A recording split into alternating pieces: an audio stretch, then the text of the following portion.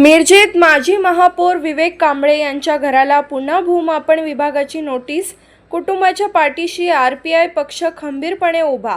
RPI Athawale कार्यकर्ते आक्रमक. माजी नगरसेवक योगेंद्र थोरात हे दबाव टाकून नोटीस काढत असल्याचा आरोप. घर पाडण्याचा कोणताही प्रयत्न यशस्वी होऊ देणार नसल्याचा इशारा. माजी महापौर विवेकरावजी कांबळे यांचे घर अतिक्रमणमध्ये असल्याने भूमापन अधिकारी यांची नोटीस आली आहे. माजी नगरसेवक योगेंद्र थोरात यांनी याबाबत तक्रार दिली होती. हे अतिक्रमण काढून घ्यावे किंवा तहसीलदार कार्यालयातर्फे अतिक्रमण काढण्यात येईल, त्याबाबत नगर भूमापन अधिकारी यांच्याकडून दुसऱ्यांदा नोटीस काढली आहे. पराभव पचत नसल्याने योगेंद्र थोरात हे उद्योग करत आहेत अशी टीका केली आहे. या नोटीसमुळे Republican Party of India Athawale पक्षाचे कार्यकर्ते आक्रमक झाले आहेत. पुन्हा अधिकारी यांच्यावर दबाव टाकून नोटीस काढण्यास माजी नगरसेवक हे भाग पाडत आहेत असा आरोप योगेंद्र कांबळे यांनी केला असून हा घर पाडण्याचा प्रयत्न आम्ही कधीच यशस्वी होऊ देणार नाही. सर्व बहुजन समाज हा विवेकरावजी कांबळे यांच्या कुटुंबासोबत खंबीरपणे उभा आहे असा इशारा देखील देण्यात आला आहे.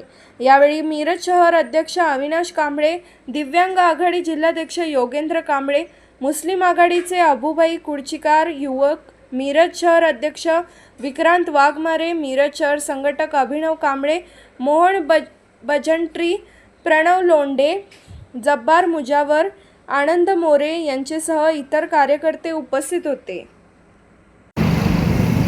आम्ही सर्व Republican Party of India Athawale Sangli जिल्हा मिरज शहर कार्यकर्ते या ठिकाणी मागं जे घर दिसतंय हे आमचे लोकनेते विवेकरावजी कांबळे साहेब यांचं हे घर असून या घरामधून अनेक रिपब्लिकन चळवळ असू दे, बहुजन चळवळीचे कार्यकर्ते उदयास आलेले आहेत.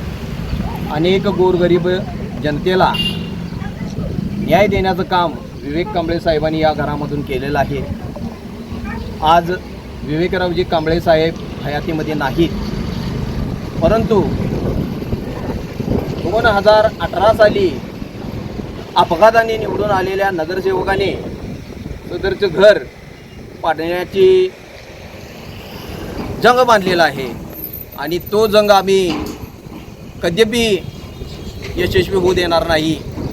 या ठिकाणी बोलायचं म्हणजे 2013 सालापासून ज्यावेळी विवेक कांबळे साहेब निवडणुकीला थांबले होते तेव्हापासून सांगलीचे एक स्वयंघोषित कार्यसम्राट नगरसेवक, माजी नगरसेवक यांनी या घरासंदर्भात नगर भूमापन अधिकारी असू दे, तहसीलदार असू दे, त्यांना वारंवार पत्रव्यवहार करून त्यांच्यावर दबाव टाकून घर पाडण्याच्या नोटिसी त्यांनी बजावलेल्या होत्या.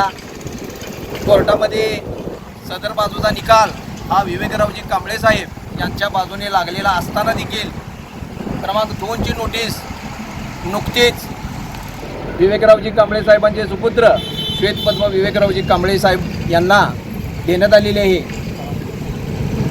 आणि हा नुसता नाहक त्रास जो त्यांचा जो पराभव झाला 2026च्या सार्वत्रिक निवडणुकामध्ये जो पराभव झालेला आहे त्या पराभव त्यांना पचत नाही आहे आणि नुसत्या काय तर कुरगड्या करायच्या आणि कुठल्या तर मार्गानं बहुजन समाजातील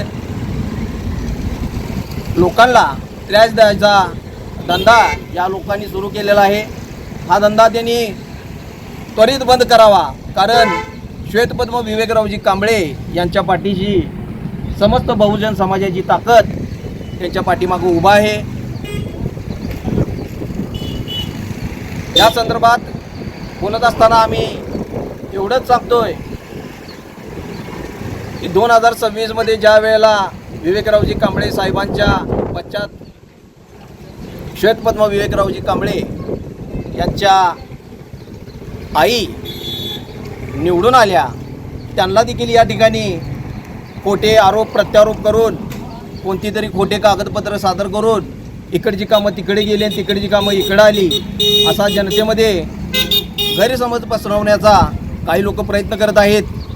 आणि हा प्रयत्न आम्ही कद्यापि यशस्वी होऊ देणार नाही, याची तुम्ही दक्षता घ्यायची आहे.